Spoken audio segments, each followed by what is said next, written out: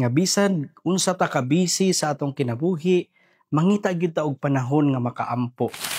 Mayong adlaw mga igsoon ko diyan ni Kristo, kini na usab si Father Andre Ventanilla, usa sa atong mga kaparian nga nagskwela dinhi sa Roma, and welcome sa atong adlaw-adlaw nga palandong. Karong adlaw, Miyerkules sa ikakauhaag-duha nga Domingo sa ordinaryong panahon, atong nadunggan ang atong Ginoong Hesukristo sa atong ebanghelyo nga siya miadto ug nangita gyud og laing lugar. Nangita usab siyang panahon nga makaampo despite sa iyang kabisi sa pagpangalagad sa pag-ayo sa mga masakiton. Ug karon sa adlaw atong gihandom si San Gregorio Magno, usapod ka doktor sa simbahan nga known inilas sa iyang mga theological and pastoral works. Nindot pud kaayo ni nga connection sa mensahe sa atong ebanghelyo karon.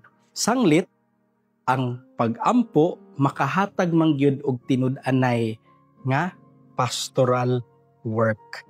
Whether ang kanang maong pastoral work ipaagig pagpangalagad sa parokya, pagdumala sa balay kung kaninyo mga ginikanan or sa inyo mga nagtrabaho or sa mga estudyante sa ilang pagtuon. So ang tinuod nga pastoral work would always be a fruit of genuine prayer. Mao na nga gitudlo sa atong Ginoong Hesukristo sa atong ebanghelyo nga bisan unsa ta ka busy sa atong kinabuhi, mangita gyud ta og panahon nga makaampo. Kay diha sa pag-ampo ang atong Ginoong Hesukristo musulti ug magpalig-on sa atong espiritu ug kasing-kasing aron sa mga panahon nga kinahanglan natang modesider sa atong mga gimbuhaton, ilabi na gayod katong mga works nga connected sa pastoral nga area sa atong kinabuhi, mamahimo gayod nga epektibo ug sumala sa iyang kabubuton.